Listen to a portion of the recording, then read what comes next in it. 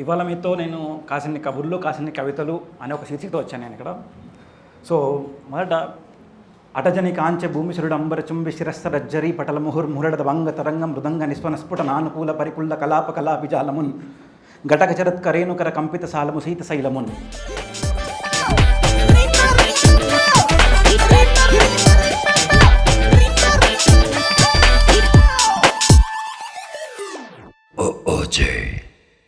ఈ పద్యం అర్థం తెలుసో లేదో పక్కన పెడితే ఇది వినంగానే తెలియని ఒక గొప్ప ఫీలింగ్ వస్తుంది, ఓహో అనే ఫీలింగ్ వస్తుంది. ఎందుకు అంటే తెలుగు భాషలో ఉన్న ప్రతి ఒక్క అక్షరం, ప్రతి ఒక్క పదం, ప్రతి ఒక్క ఉచ్చారణ యొక్క గొప్పతనం అది. నేను అంటే ఇది మన చరిత్రలోది. నేను రాయడం మొదలుపెట్టినప్పుడు నేను ఏమనుకున్నానంటే, నా పేరు చారి, నేను తిన్నా పూరి, ప్రేమలో పడ్డాను కాలు జారి, ఇలా రాస్తే నేను కవిని అయిపోతాను అనుకున్నాను. చాలా కాన్ఫిడెంట్గా నేను మా బావతో చెప్పి నేను కవిని అయిపోతాను బావా, నేను బాగా రాస్తున్నాను అని చెప్పి అన్నాను. కానీ నా ఈ కవిత రచన ఒక రచన కవితలు పక్కన పెడితే రచించడం అనేది మొదలుపెట్టినప్పుడు నా మేనమామ గోపీనాథ్ గారు, దాని తర్వాత మా బాలాజీ బావ, ఇద్దరి ప్రోత్సాహం ఎంతో ఉంది. మా బాలాజీ బావ నేను ఇద్దరం కలిసి కూర్చొని ఈనాడులో పద వినోదం రాసేవాళ్ళం.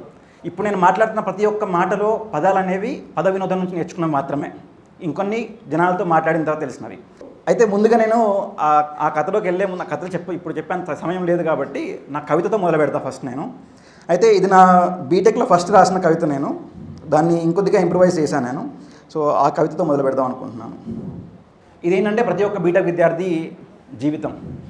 బీటెక్లో టక్కులాడి పాపను పట్టి టక్కుల చెట్టెక్కే విద్యార్థులు అనే పిట్టలకి విద్య అనే చిట్టడివిస్తుంది పట్టు, అదే జీవితానికి తొలిమెట్టు.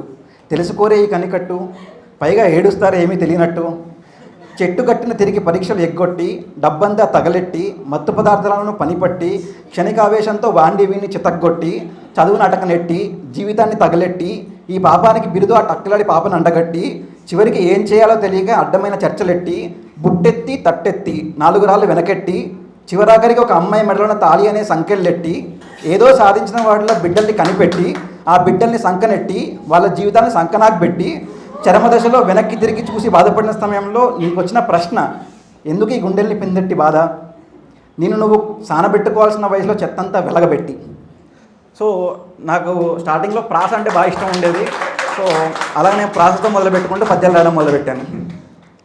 సో ఇంతకుముందు ఎలాగ చెప్పాను మీకు, కబుర్లు ఆడుకుందాం కాసేపు అని చెప్పేసి అని. సో కవిత్వాల్లో చాలా రకాలు ఉంటాయి, భావ కవిత్వం, రచన కవిత్వం, వచన కవిత్వం, పద్య కవిత్వం అని చెప్పేసి అని. నా కవిత్వం ఏంటని మాత్రం అడగండి, నాకు తెలియదు.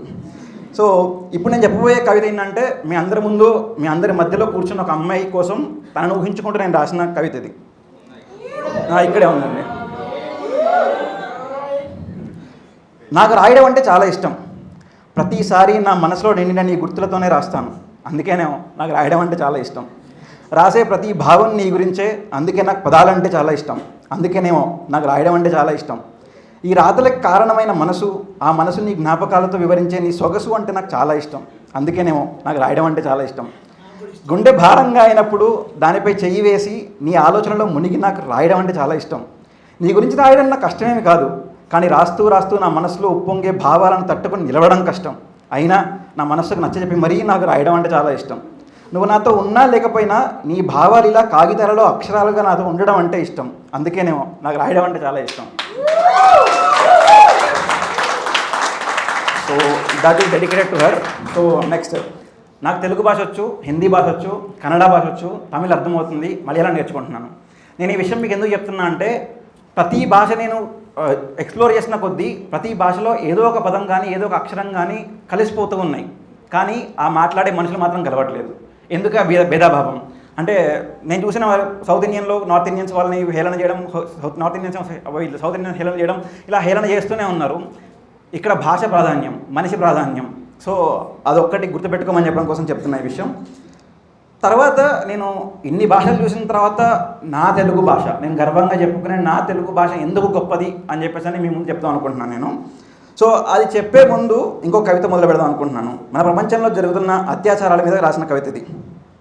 మాతృమూర్తితో నవమాసాలు మోయించుకొని, ఉగ్గుపాలు తాగించుకొని, బుడిబుడి నడకలు వడిబడి మాటలు నేర్చుకొని ఒక అమ్మకి కొడుకువై, సోదరితో రాఖీ కట్టించుకొని, బొట్టు పెట్టించుకొని, హారతితో దిష్టి తీయించుకొని ఒక సోదరికి సోదరుడివై, ప్రియపత్తితో నీ బాధ్యత పంచుకొని, నీ బాధని దించుకొని, నీ బాహ్యేతర వాంఛలు తీర్చుకొని ఒక భార్యకి భర్తవై, కన్న కూతురితో నీ రక్తము పంచుకొని నీ వాత్సల్యంను చూపుకొని నీ ప్రేమకు రూపంగా మార్చుకొని ఒక బిడ్డకు తండ్రివై చివరాఖరికి లోకంతో జ్ఞానాల భేదం చదువుకొని మనిషికి పశువుకి తేడా ఉందని నిరూపించుకొని ఆధునిక యుగానికి నాంది పలుకుకొని విశ్వానికి ఒక మానవుడై ఇన్నిన్ని రూపాలు ఎన్నెన్ని మారినా ఎన్నెన్నో ఘోరాలు ఎన్నైనా ఆనవా కరుణలేని కర్కశ తుచ్చ నీచ నికృష్ట దారిద్ర్య దుండగుల దయనీయ దాడులు ఆగవా నిస్సహాయ నిర్వీర్య నిక్కమైన నీరమ వంటి నిజమైన సృష్టికి మూలాధారమైన వంటి ఒక అబల కన్నీరు కానదా కానిన ఆగదా అది.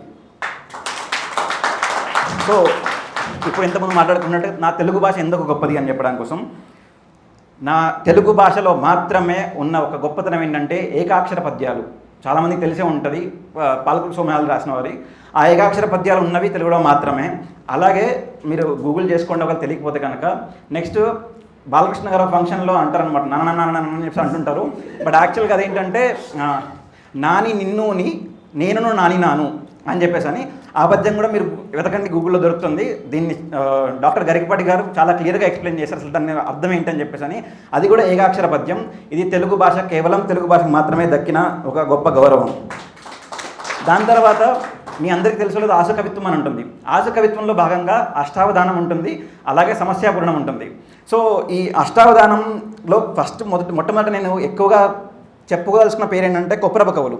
ఆశు కవిత్వంలో 20 సంవత్సరాలకే 300 పద్యాలు గంటకి చెప్పగలిగేంత గొప్ప కవులు వాళ్ళు. అలా ఒక పోటీలో గంటకి 750 పద్యాలు చెప్పగలిగారు అన్నమాట వాళ్ళు. గంటకి 750 పద్యాలు అంటే లెక్కన వేసుకుంటాను నేను. నిమిషానికి 12 పద్యాలు అంటే సెకండ్కి 5 పద్యాలు. సెకండ్కి 5 పద్యాలు చెప్పడం మామూలు విషయం కానే కాదు. అది తెలుగు జాతికి మాత్రమే మళ్ళీ దక్కిన గౌరవం. సో ఈ అవధానం ఇంకొద్దిగా ఎక్స్ప్లెయిన్ చేద్దాం అనుకుంటున్నాను కబుర్లతో పాటు దాంట్లో. కాకపోతే అంతకంటే ముందు ఇంకొక కవితతో ఇంకో రెండు చిన్న కవితలు. ఈ కవితలు చిన్నవే కానీ లోతైన భావాలు ఉన్నవి. ఇక్కడ సిచ్యువేషన్ ఏంటంటే ఒక అబ్బాయి తన గుండె పైన చేయబెట్టుకొని ఇట్స్ ఓకే నథింగ్ హ్యాపెండ్ అని చెప్పేసి అనుకున్నప్పుడు అతను అనుకున్నది, నీతో గడిపిన ఎన్నో క్షణాల జ్ఞప్తులను తలుచుకుంటూ నీ ఇంటి గడప ముందు నిలబడి తలుపు కొట్టాక తెలిసింది. తలుపు కొడుతున్నాడు. సో నీతో గడిపిన ఎన్నో క్షణాల జ్ఞప్తులను తలుచుకుంటూ నీ ఇంటి గడప ముందు నిలబడి తలుపు కొట్టాక తెలిసింది, నీ ఇల్లు నా గుండె నుంచి వేరే గుండెకి ఎప్పుడో బదిలీ అయ్యిందని, నా గుండెపై ఈ తలుపుల చప్పుళ్ళు కేవలం నా మనసుకు సంజాయిషి మాత్రమే అని. సో తనకు తను సంజాయిషి చెప్పుకుంటున్నాడు, కానీ దాంట్లో ఆల్రెడీ అమ్మాయి ఉందనుకున్నాడు. ఆ అమ్మాయి లేదు, ఎప్పుడో వెళ్ళిపోయింది అక్కడి నుంచి. తర్వాత ఒంటరిగా ఉండటం అంటే ఇష్టమని ఒంటరిగా ఉండడం మొదలుపెట్టా. కొన్ని రోజులు ఒంటరిగా ఉన్న తర్వాత తెలిసింది ఏంటంటే ఒంటరిగా ఉన్న అన్ని రోజులు ఒంటరితనం కూడా నాతో తోడుగా ఉంది. నెక్స్ట్ అమ్మని అడిగా నీకేమిష్టమని నీ ఆనందం అంది. నాన్నని అడిగా నీకేమిష్టమని నీ అభివృద్ధి అన్నాడు. తోడబుట్టిన వారిని అడిగా నీకేమిష్టమని నీతో ఈ బంధం అన్నారు. నన్ను నేను అడిగా నీకేమిష్టమని నా జీవితం, నా పిల్లలు, నా సంపాదన నా మనసు జవాబిచ్చింది. ఇదేనేమో స్వార్థం అంటే. సో ఇలా చిన్నవి రాసుకున్న తర్వాత ఈ క్రమంలో నేను కొన్ని పాటలు కూడా రాశాను. అనంత శ్రీరామ్ గారు రాసిన ఒక పాట తాను నేను అని చెప్పేసి అని. అంత గొప్పగా రాయాలని రాయలేదు, కానీ ఆ భావన నాకు నచ్చి, అంటే ఒక పరస్పరం ఇద్దరు తనదైతే నేను ఇది అనే ఫీలింగ్ లోపల రాసిన పాటను చూసి నేను చాలా బాగా ఇన్స్పైర్ అయ్యి నేను ఒక పాట రాశాను. అది కూడా మళ్ళీ అదే అమ్మాయిని ఊహించుకొని రాసిన పాట, క్షమించాలి. సో ఆ పాట పల్లవి మీకు ఒకసారి చెప్తాం అనుకుంటున్నాను అంతే. తనకై నేను నాకై తాను ఒకరికి ఒకరం ఎంతో మధురం, మాయీ కథనం మరువని జన్మం సాగెనిలా సాగెనుగా, తనలో రాగం నాలో భావం గుండెల మౌనం తెలిసిన తరుణం ప్రేమకి జన్మం పోసనిలా పాడెనుగా, గాలిపటంలా ఎగిరెను నా మనసే నన్ను హద్దులో ఉంచే దారం తానే. సో అలా రాశానండి. దాని తర్వాత ఇంకొక ర్యాప్ సాంగ్ రాశాను, చదువుకుంటున్నానా అని చెప్పేసి అని. దాని తర్వాత ఇంకొక 2 పాటలు రాశాను, త్వరలో వస్తాయని చెప్పేసి ఆశిస్తున్నాను. అయితే ఇప్పుడు అవధానంలోకి వస్తే దీంట్లో రకాలు ఏంటంటే శతావధానం అని ఉంటుంది, దాని తర్వాత సహస్రావధానం అని ఉంటుంది, ఇంకా మహాసహస్రావధానం అని ఉంటుంది. ఇక్కడ గొప్పతనం ఏంటంటే అండి, ఇదొక తపస్సు. ఎవరు పడితే వాళ్ళు తీసుకొచ్చే అంత ఇది కాదు టాలెంట్ అనేది. సో సహస్రావధానం గురించి మాట్లాడుకుందాం. సహస్ర అంటే 1000 మంది పృచ్ఛకులు అంటారండి. ప్రశ్నలు అడిగే వాళ్ళు పృచ్ఛకులు అంటారు. 1000 మంది మీ ఎదురుగా కూర్చొని ఉంటారు. ఫలానా ఇతను వచ్చేసి ఏమంటారంటే నాకు మొదటి పృచ్ఛకుడు ఏమంటారంటే నాకు సచిన్ టెండూల్కర్ పేరు రావాలి అంటాడు, సచిన్ అంటాడు. దాని తర్వాత అతను వచ్చేసేమో నాకు ధోని అంటాడు, అతను వచ్చి సినిమా అంటాడు, అతను వచ్చేసేమో ప్రేమ అంటాడు. ఈ అన్ని పేర్లు కలగలుపుకుంటూ నేను ఒక పద్యం చెప్పాలి. అందులో మధ్య సరే నేను చెప్దామని చెప్పేసి ఏదో ఫ్రేమ్ చేసుకుంటాను. మధ్యలో ఇంకొకరు వచ్చి అడుగుతారు అంటే సార్ నాకు రెండో లైన్ లోపల నాకు రెండో అక్షరం లా అని రావాలి సార్ అంటారు. అంటే నేను ఆల్రెడీ ఒక చేసుకుంటూ ఉన్నాను, తపస్సులో నేను ఉన్నాను ఆల్రెడీ, కానీ మధ్యలో ఇంకొందరు వచ్చి ఒకరు అన్నాడు.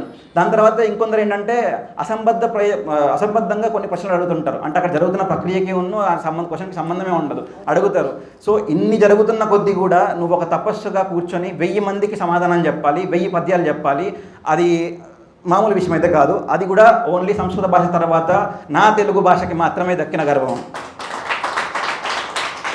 సో ఇలా నా కవితా ప్రయాణం లోపల సహస్రావధానం లోపల మీ అందరికీ తెలిసిన డాక్టర్ గరికపాటి గారు, అలాగే మాడుగుల ఫణిశర్మ గారు ఉన్నారు. ఇంకా ఎంతోమంది ఉన్నారు, వాళ్ళ పేర్లు ఇంకా కొంతమంది తెలుసు, కొంతమంది తెలియదు. సో నేను అసలు ఈ విషయం ఎందుకు చెప్తున్నానంటే, నేను పిల్లలకి మీరు ఎప్పుడైతే పేరెంట్స్కి చెప్తున్నాను, నేను పేరెంట్స్ కానీ యూత్ కానీ పిల్లలకి ఎప్పుడైనా చదువు చెప్తున్నప్పుడు తెలుగు ఈజ్ అ ఫన్ అని చెప్పండి. సో ఒక సమస్యాపూర్ణం తీసుకున్నాం అనుకోండి. సమస్యాపూర్ణం అంటే ఏంటి? ఒక సమస్య ఇస్తారు. మీరు తెనాలి రామకృష్ణ చూస్తుంటే కనుక కుంజర యుద్ధము దోమకొత్తుకు సత్యన్ అని చెప్పేసి అంటాడు. ఆ సమస్య ఇవ్వగానే ఒక కవి వచ్చిందని పూరించాలి. It's a fun basically if you are understanding what exactly it is. So అలా చెప్పండి. దాని తర్వాత వికట కవి అన్నట్టుగా అటు చదివినా ఇటు చదివినా ఒకటేలా వస్తుంటాయి. సో తెలుగుని ఫన్గా నేర్పించినప్పుడు జనాలు కూడా ఆసక్తి చూపిస్తారు, నేర్చుకుంటారు అని చెప్పేసి నేను ప్రతి తల్లిదండ్రులకి, ప్రతి ఒక్క యూత్కి, ఇప్పుడు మనం రాసిన రైటర్లందరికీ కూడా నేను కోరుతున్నాను, ఇది చేస్తే బాగుంటుందని చెప్పేసి.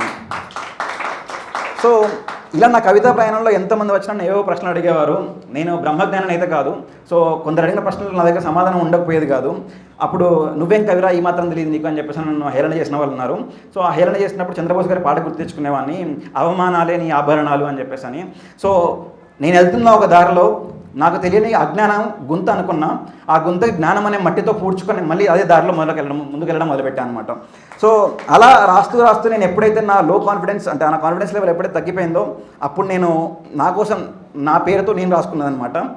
పోరాటం చేస్తూ గెలుపు రుచిని చూడక అలిసావా, లేక పోరాటం చెయ్యలేని చేతగాడి వాడిలా నీ ముందే నువ్వే నిలిచావా, చెయ్యాల్సిన సమయానికి చేయవలసిన పనులు చెయ్యక నీపై నువ్వు అలిగావా, బాధని దిగమింగి పైకి నవ్వుతూ లోకానికి కొత్త ముసుగుతో నీ అంతర్ముఖాన్ని మూసావా, నీలో నిన్ను భారంగా చేసుకుంటూ ఎక్కడ లేని బరువు మోసావా, నీ ఆశలకి హద్దు పెట్టి నీ మనుగడకి వేరే వారి దగ్గర చెయ్యి చాసావా, ఏం సాయి నీ మేధో మదనాన్ని నీ కలంలో సిరాలా మార్చి కవిత రాసావా, లేక నీ అంతర్మదనాన్ని బాహ్యంగా చెప్పలేక అంతులేని మాటల మౌనాన్ని వెలికి తీసావా. సో అలాగా నాకు నేనేదో రాసుకుంటూ ఉంటాను. సో అయితే నా జీవితంలో ఒక చిన్నది ఏంటంటే, కళలకి కళలు నేస్తాం, కళలకి కన్నులు నేస్తాం, కనే కన్నుల కళలలోని కళ్ళకి నా కలం నేస్తాం. సో ఇంకో నేను కృష్ణ జాగర్లముడి గారి సినిమా లోపల ఒక డైలాగ్ ఉంటుందండి, కళ అది నిద్రలో వచ్చేది, కళ అది నిద్ర లేపేది అని చెప్పేసి అంటారు. నేను ఇది ముమ్మాటికి 100% నమ్ముతాను. ఎందుకంటే నేను రాసిన ప్రతి కవిత నేను రాత్రే రాశాను, ప్రతి పాట రాత్రి రాశాను. నాకు ఒక పాట రాయడం నేను 2 గంటలు మాత్రమే తీసుకున్నాను ఇప్పటిదాకా. సో ఎంత కామెడీగా ఉంటుందంటే, నాకు పాట రాగానే అంటే బాని నేను పెద్ద మ్యూజిక్ డైరెక్టర్ కాదు, ఏదో బాని రాసుకునేవాడిని, ఏదో పాట రాసేవాడిని. మా అక్క పడుకొని ఉంటుంది, మా అక్కని లేపి అక్కనే పాట రాసేవాడిని, పాట పాడవానేవాడిని. మా అక్కకి సింగింగ్ అంటే ఇష్టం. సో అంటే నేను ఇబ్బంది పెట్టి వాళ్ళని రాత్రి కూడా చేసేవాడిని. సో నన్ను నిద్రపుచ్చేది కాదు కళ. సో ఆఖరిగా ఇంకొక కవితతో, ఇంకొక కబుర్తో నేను ముగిస్తాను. కలగన్నా ఆ కళలో అలాగే ఉన్నా, అలలేసిన గుండెల లోతుల్లో కథ విన్నా, మరుమల్లెల మెత్తటి మనసుల్లో రొద విన్నా, చిరునవ్వుల విరుజల్లుల పసికందుల విధ విన్నా, సుమనోహర సుమనస్కులపైన జరిగడి కర్కశ ఘోష విన్నా. కలగన్నా ఆ కళలో అలాగే ఉన్నా, అలలేసిన గుండెల లోతుల్లో కథ విన్నా, హలమెత్తిన కర్షకుని కన్నీటి బతుకుల ఉద్ఘోష విన్నా, ఆశల పాసాల అద్దాల మేడలు పగిలటి శబ్దం విన్నా, దరిచేరని దూరాలకేగే అడుగుల రణగొన ధ్వని విన్నా. కలగన్నా ఆ కళలో అలాగే ఉన్నా, అలలగిసిన గుండెల లోతుల్లో కథ విన్నా, జీవితమనే రణరంగాన అలిసిన శ్వాసల అలికిడి విన్నా, చదువుకున్న సంస్కారహీనుల భాషణ విన్నా, అప్పుసొప్పుల హంగు ఆర్భాటాల హాహాకారం విన్నా. కలగన్నా ఆ కళలో అలాగే ఉన్నా, అలలగిసిన గుండెల లోతుల్లో కథ విన్నా, అంతు చిక్కని మారణ హోమాల అగ్ని జ్వాలల హోరు విన్నా, బుక్కడన్నం చిక్కని దేశ పౌరుల ఆర్తనాదాల సద్దు విన్నా, డబ్బు డబ్బు అన్న లబ్బు డబ్బులో ఉన్న మానవత్వం నశించిన మనిషి మౌనం విన్నా. కలగన్నా ఆ కళలో అలాగే ఉన్నా, నిజమే తడి ఆరని ఆ కన్నీటి జాడ దొరకక కళలో అలాగే ఉన్నా, నేటికి అది కళ కాదని నిజమేనని మేల్కొన్నా, కలం పట్టి కదం తొక్కి కారు మబ్బుల కైమోడ్పికి విరహగీతం పాడేందుకు మేల్కొన్నా, నాటికి కలగన్నానని అనుకున్నా, నేటికి కళ కాదని మేల్కొన్నా. సో మీరు అందరూ ఇక్కడికి వచ్చిన ధన్యవాదాలు. ఇక్కడికి రండి, నేర్చుకోండి, నేర్పించండి. మనకున్నది ఒకే ఒక జీవితం. ఇఫ్ యు నో మనకున్నది ఒకే ఒక జీవితం. Thank you Harshit for this opportunity.